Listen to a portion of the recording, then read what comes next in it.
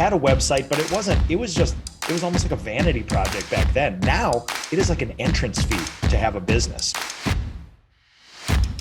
Good. Hey, I wanted to let you know that the Google guarantee, the Google ads, man, I'm getting 12 to 16 calls a week. My goal is at least do 10 to 15 more years, grow it up, sell it for 40, 50 million, maybe more.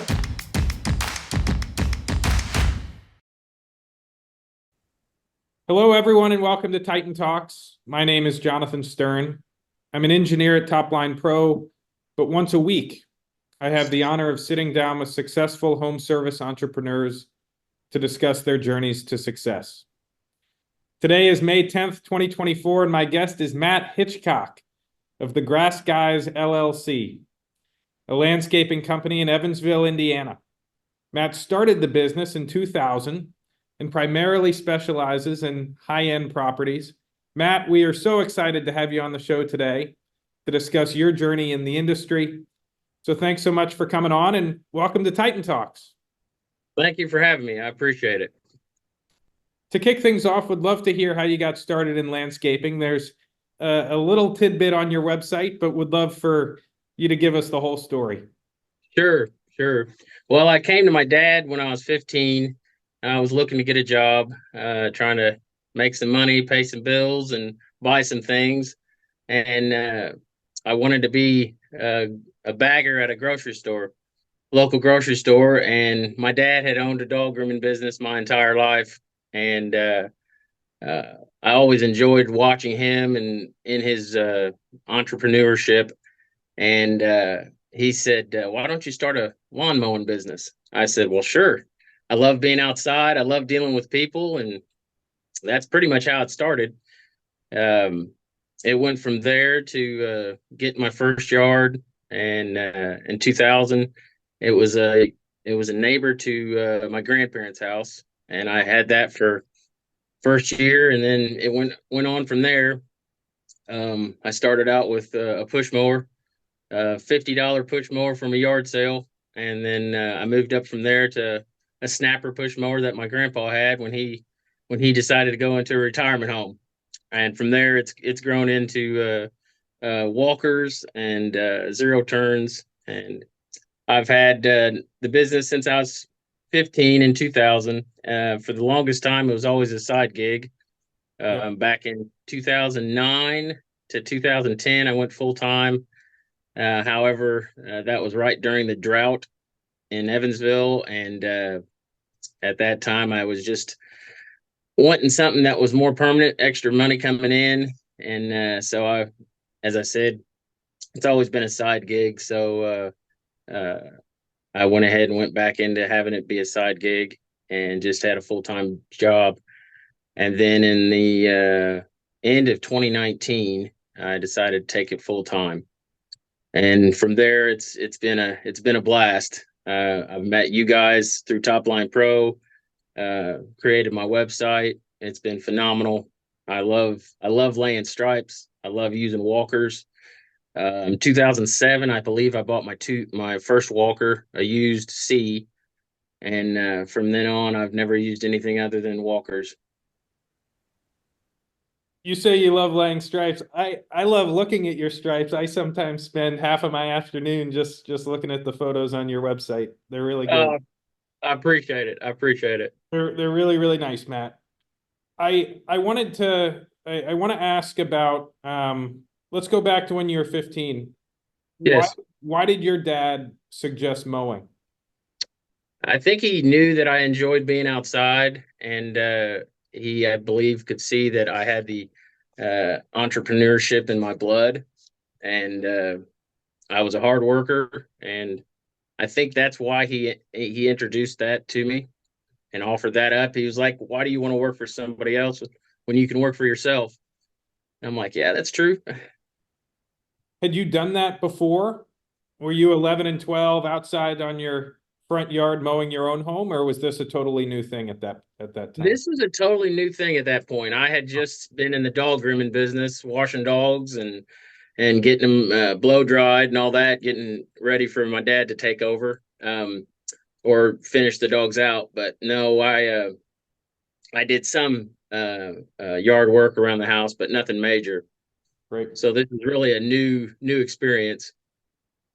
And then you said part-time in 2009 due to the drought, but then 2019 was when you were able to go back to full-time. Yes. What was right about the world? What was right about your life? What were the conditions that allowed you to go full-time in 2019? Take us through that decision. Well, let's back up just a tad to 2009 to 2010. That's when I really went full time for that year and a half.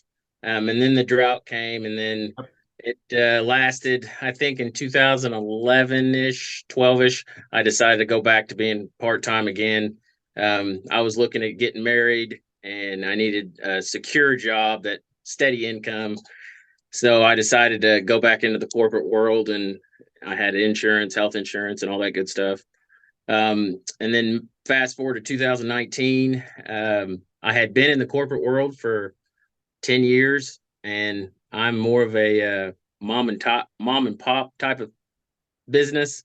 That's what I like. That's what I enjoy. And I was tired of the corporate world, and my wife had just changed jobs and was able to have insurance. So I was like, this may be my last opportunity to be my own boss and start my business up and go full time. So I decided this is the opportunity. I need to take it and see what happens.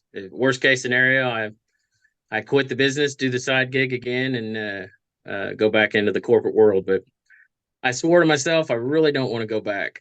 I'm happy where I'm at. I love what I do, and so that's pretty much it in that respect.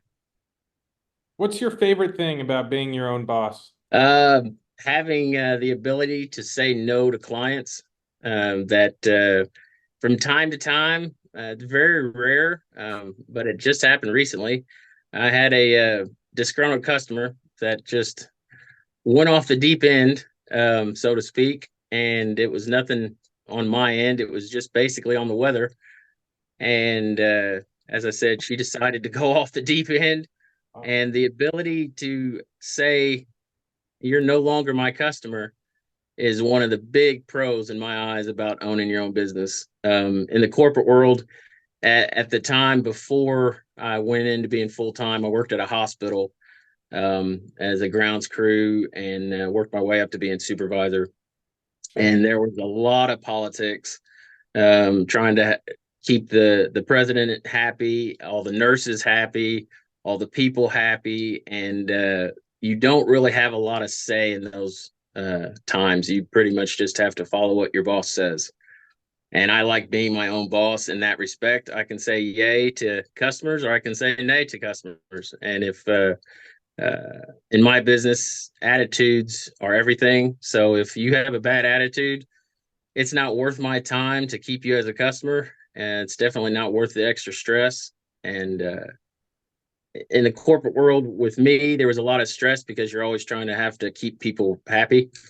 Yep. So moving into the owning your own business, there is stress, there are pros and there's cons. Like right now, this week, big con is I'll be behind next week because it's rained virtually all week.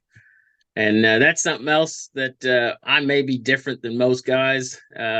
I don't like going on my properties and causing ruts or mud tracks. So I take the extra precaution, and to get those beautiful stripes, you've got to be patient and talk to your customers and help them realize that, yes, other guys are out mowing today. Yes, for most guys, it may be dry enough, but if you want your yard to look pristine, you need to let me take control of it, basically, and give me the reins, in the sense that I'll decide whether or not it's dry enough. And if it is, then we'll be out there. I'll be out there laying stripes. I think this is a good point to transition into the state of your business today. Do you do exclusively residential properties, or do you have a mix of commercial clients as well? I have, out of my customers, I have two customers that are commercial properties, and they're both very small locally. Nothing major. 90% of my business is residential. How I like it. We do we're based off of a credit card on file for 90% of my customers. Even one of the commercial guys is a card on file. The other ones are 90 days or 30 to 60 days, and I'm not a fan of that. I prefer to get my money as soon as I finish the job. But you can't always do that with commercial, and the commercial side is mainly they think of the money and the dollar and whoever's cheapest, and I'm not the cheapest by far. So I really prefer residential. And the residential, I imagine, allows the craft of what you do to be on full display as well. You know, Correct. the beautiful pictures, the homes in the background. And I think you have some drone footage as well, right? Yes, yes. I take drone footage. I just recently got another drone. My other one bit the dust, but this one, it will allow me to actually have it follow me for 15, 20 minutes. So that'll be interesting once I get the hang of that.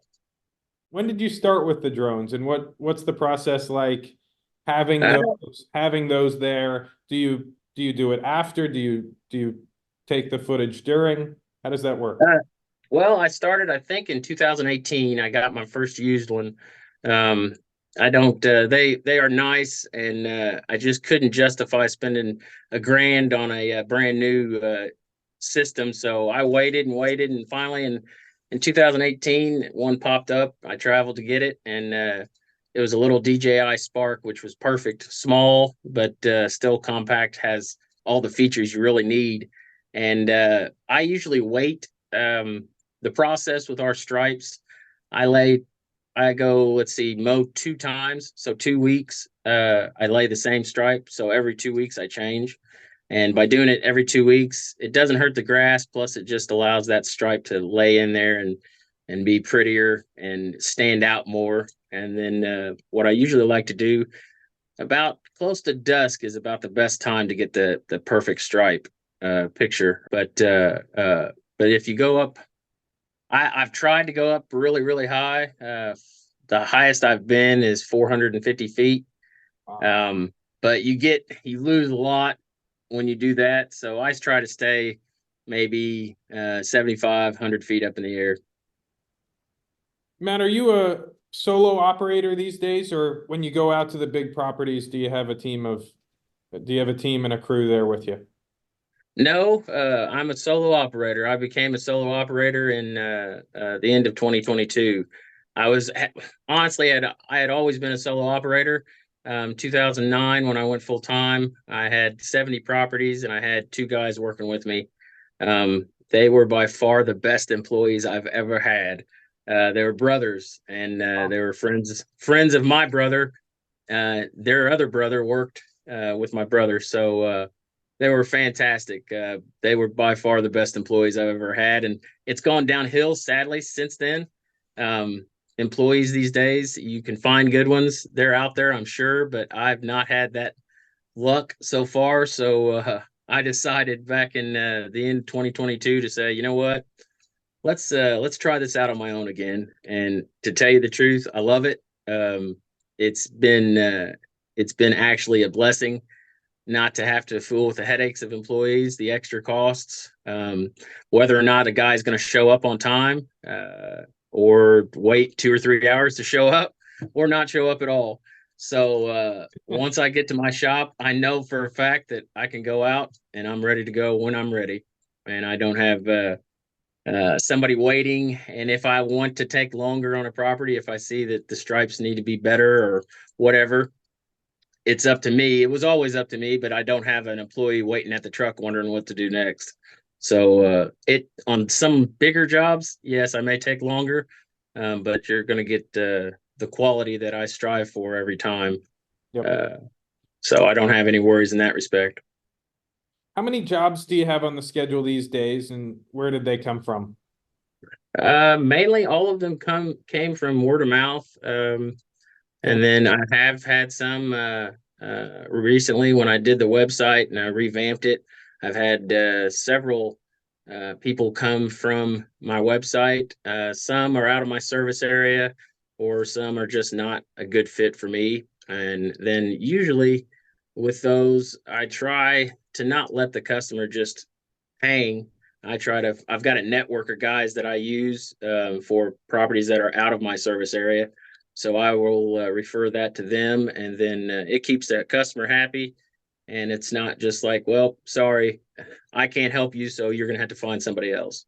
So it keeps them happy. And I've actually had some reviews just over that on my webpage. But mainly it's been word of mouth. And I used to walk around neighborhoods handing out brochures and business cards. But the website has came in really handy in that respect, and having the Google reviews. I don't have a lot. I have, I think, 9 reviews, but I actually had a guy just the other day say he's very particular about his yard and so forth and so on. And he said, I just read one of your reviews and you are just the perfect fit for me. I believe you're just as particular, just as anal about the properties as I am. And I said, okay, sounds great. Here we go. Walk us through your decision to get a website, particularly given that so much of the mix of clients did come from word of mouth. Why was it time to have that online presence? Well, to be honest, as a little kid, or not a little kid, but when I first started the business, that was always a dream of mine, to have a website and to have a truck that's wrapped. And both of those dreams came true, one with the website, and then last year my truck was wrapped. So it was more of a dream at first, and then it was like a online business card. It's always live, it's always there. I don't have to be answering the phones, or I don't have to be showing my pictures or my stripe pictures. It's just sitting there waiting and having potential clients come by and look at it and say, good or not, or whatever. It's always there. So We often hear that the winters are really tough, particularly for people in the landscaping industry. How do you deal with that? I mean, we're coming up on fast season now, right? Summer's quickly on approach, so things are, I imagine, picking up. What do you yes. do? What do you do during the winter? Well, over the years, it's been a difficult, I should say, position to have. You usually have to budget, and if you budget correctly, you're fine. But for the most part, I usually try to just do odd and end jobs. The last 2 years, one of my customers owns a garage door business here in town, and I worked in the warehouse. And then I had another customer of mine. He owned a pizza shop, and I was a delivery driver this past winter. But usually I just try to budget correctly, and then I'm able to do my maintenance and my equipment maintenance over the winter. I also have started doing some off-season stick and trash details. I go to my properties, I'll pick up sticks or trash, and then I'll blow off all the hard surfaces. It just helps keep the properties clean, and then come the next season, by picking up sticks, I don't have as much to do in the beginning of the season. I can go straight to doing spring cleanups and then straight into mowing. Right. I have some properties that have birch trees. I don't know if you're familiar with birch trees, but they are beautiful trees, but they drop sticks like every second. I have one property I take care of. The one property that actually is in my my homepage, that property has like 7 birch trees, and no lie, it'll take us 3 to 4 hours at the beginning of every season picking up sticks. Wow. And that's a lot of sticks. Matt, we have a number of listeners that are thinking about starting their own service businesses. What advice would you offer to them? Oh, by all means, try your best to do it. Put your toe in the water, and definitely take a chance. For the most part, you'll be happy you did. It's so easy to say, you know what, I don't want to get up today. I don't have a boss telling me I got to go in. But if you don't have that work ethic and that motivation, then small businesses is not a good idea for you. Where do you see the Grass Guys in 5 years? Well, I hope to see another 5 to 6 more accounts where I'm totally full and I'm able to still lay the stripes that I love laying, those crisp stripes worth noticing, and eventually possibly have a kid, a son maybe that wants to carry on the business. That would be a reliable employee. Yes, very true, very true. But right now, all I have is dogs, so they're not very reliable. Oh. Matt, at Titan Talks, we like to close with a rapid fire round. Are you ready? I believe so. What would you say has been your biggest mistake since starting the Grass Guys? I would say continuing a monthly payment plan. For the longest time, I did monthlies, and they were cash flow was terrible. The dependability on the customer side of remembering, even though an invoice was sent out or a statement was sent out, them remembering to pay. I would say that's one of my biggest mistakes. Switching over to card on file was an awesome decision, best decision. And what do you use for that system?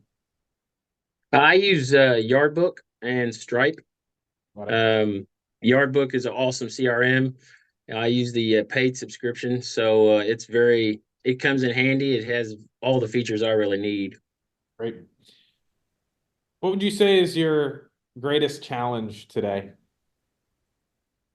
Weather, weather, and just equipment staying running and all that good stuff. Usually, though, I have no issues with that. I take my all my walkers up to Power Equipment Plus in Arthur, Illinois. It's about a 2 hour and 45-minute trip, but man, they are by far the best dealer, best equipment dealer I've ever gone to. They know everything. They're Amish country up there, and they are fantastic. What's the most surprising thing about starting and running a business as a solo operator?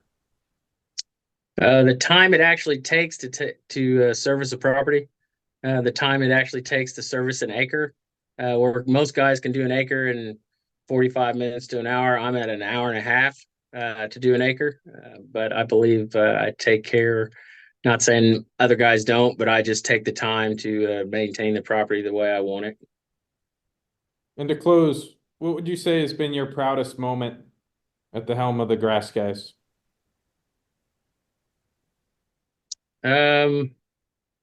Probably the reviews that I get that aren't online. I have customers that leave reviews that talk to me, tell me, man, you're by far the best I've ever had, or your stripes are amazing. I had one guy say, man, I asked to come back while I was doing trying to get artwork for my wrap, my vehicle wrap. I said, hey, I'm going to come back to your property. He's like, anytime. You're a lawn artist or a lawn magician. Hearing those things, I'd say those are my proudest moments. Just being able to talk to the customers and have a actual relationship. I'm not the type of business that goes in, mow, blow, and go. I enjoy dealing with my clients. I enjoy talking to them. I always have time to talk, and if I don't have time, I'll make time. I've got several clients that are older, a couple 90-year-olds, and they may not get to see many people during the day, but once a week we'll either have a little sit down in their garage or we'll just talk standing, and it's always a pleasure to have that. And that's some of those are my proudest moments. I just enjoy dealing with people and hearing what they have to say. And it really does tend to be those things shared in private that mean the most. Yes. Well, Matt, thank you so much for taking the time. It's been wonderful to hear your story and get to know you a little bit more. We wish you all the luck in the world. Thank you for being a part of Titan Talks. Definitely. Thank you for having me.